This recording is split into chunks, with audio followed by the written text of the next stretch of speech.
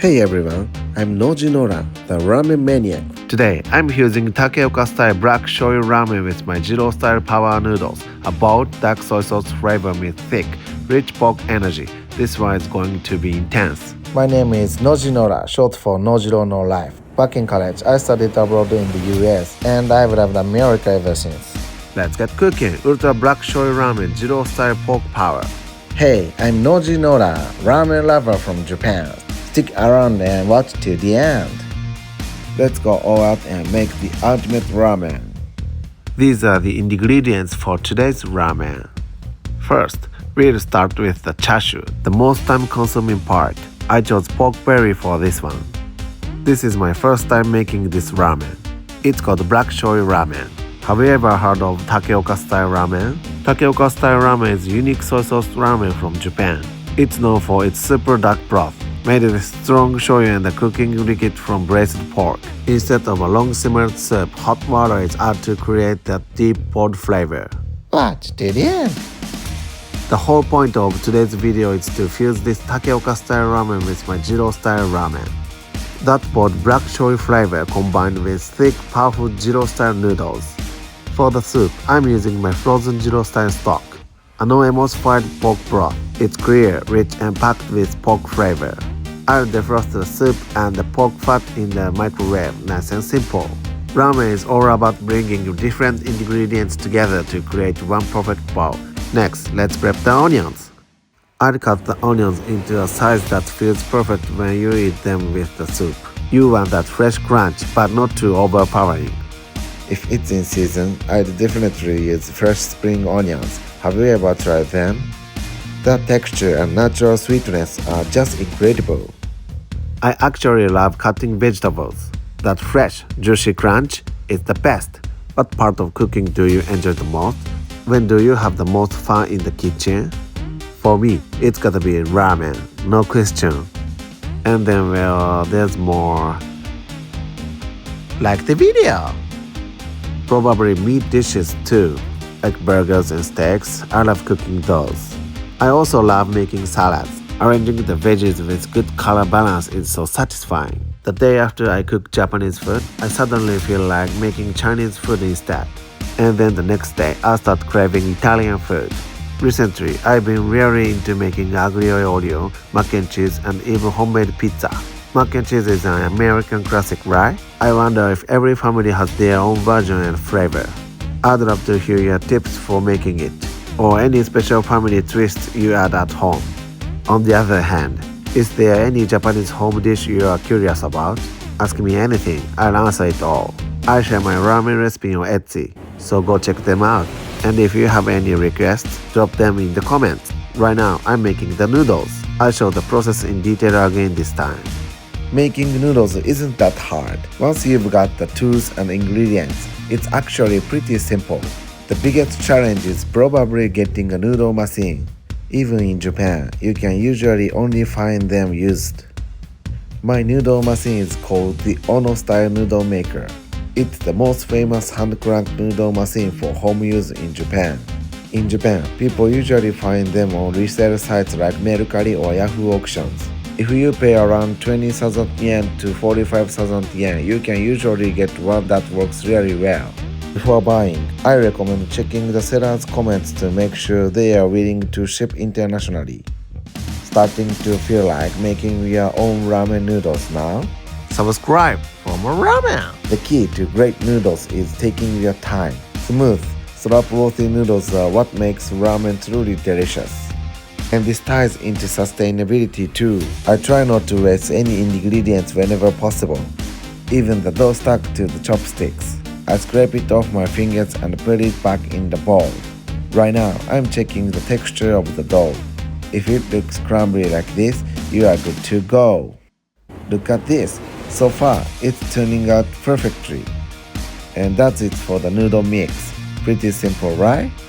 The chashu should be ready now, so let's open up the pressure cooker and see how it turned out. Make sure the pressure has fully released before boiling the cooker. This part is important, so be careful.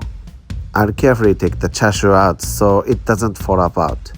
When you treat every ingredient with care, it always turns into something amazing. Make ramen when you have the time and the patience to really enjoy the process. The key to the tare, the seasoning base of the soup, is adding dried sardine extra. That umami boost makes a big difference to deepen the flavor. I simmer the chashu together with the tare.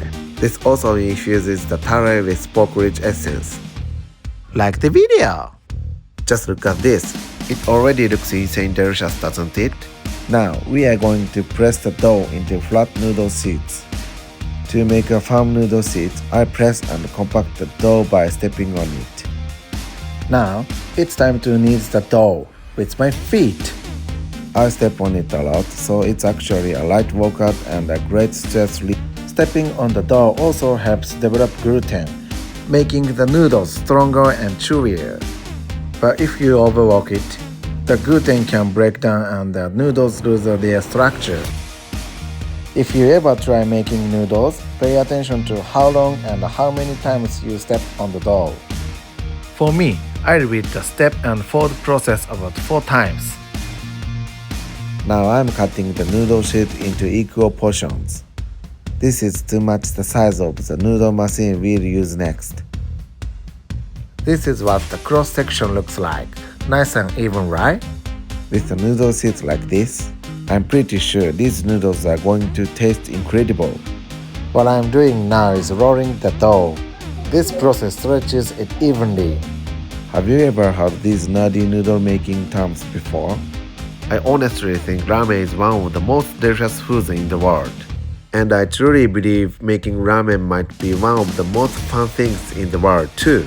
So I'm happy not just if you enjoy eating ramen, but if you start getting curious about making it too. That would mean a lot to me. Subscribe for more ramen! I think the part where most people struggle with ramen making is probably the noodle making process. The key is adjusting the hydration level depending on the season and the humidity. Humidity and temperature can seriously affect how firm the noodles turn out. But don't be afraid. Making noodles is all about having fun. Just go for it. This is what high hydration noodles look like when they are cut. Compared to my usual Jiro style noodles, don't these already look softer at this stage? If you notice that, you're officially a Nojinora master. That means you truly understand this channel. I want everyone to experience how amazing Japanese ramen truly is. And I hope ramen can bring a little more happiness into your life. And just like that, the noodles are done. A final dusting of cornstarch, and they are perfect. I'm obsessed with ramen, of course, but I love good food in general too. I'm always looking to expand my horizons and learn more.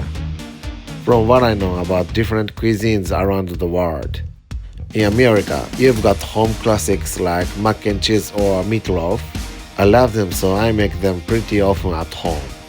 In Germany, I really enjoy dishes like schnitzels or sausages. I cook them at home pretty often. Schnitzel is actually similar to Japanese tonkatsu, so when I eat it, it feels really familiar to me. Subscribe for more ramen!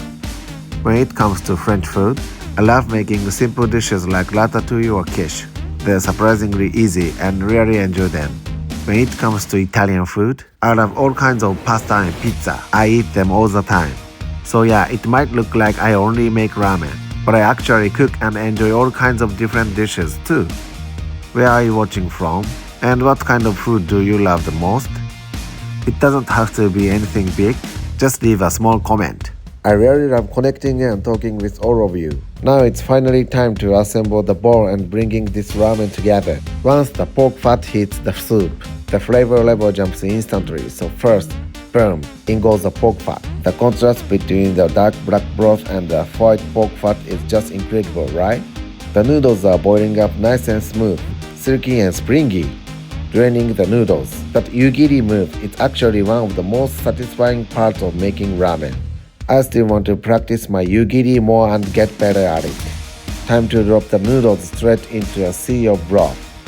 Next, I let the noodles swim in the broth so they can soak up all that flavor. And now, my absolute favorite part, plating the ramen. No captions this time. Just sit back and enjoy the moment.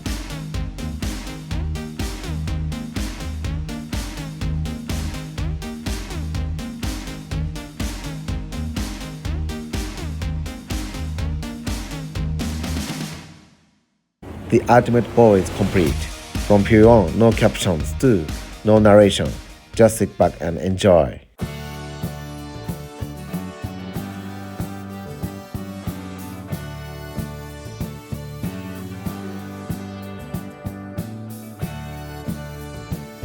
Itadakimasu. Let's dig in. Subscribe for more ramen. This broth is unbelievably good. Honestly, it might be my favorite outside of Jiro-style ramen. It's so good, I just keep taking sip after sip without even realizing it. The noodles are silky and chewy, absolutely incredible. Going with the high hydration dough was absolutely the right call. The chashu turned out a little firmer than I wanted, kind of disappointing. Looks like I'll have to give it another shot. But overall, I ended up with an insanely delicious bowl of ramen that I can genuinely recommend. I really wish you could experience this bowl for yourself. The fusion of Takeoka style and Jiro style turned out absolutely perfect. The one thing I need to improve is definitely the chashu. Next time, I'm coming back with a soft melt-in-your-mouth pork belly chashu for the ultimate revenge.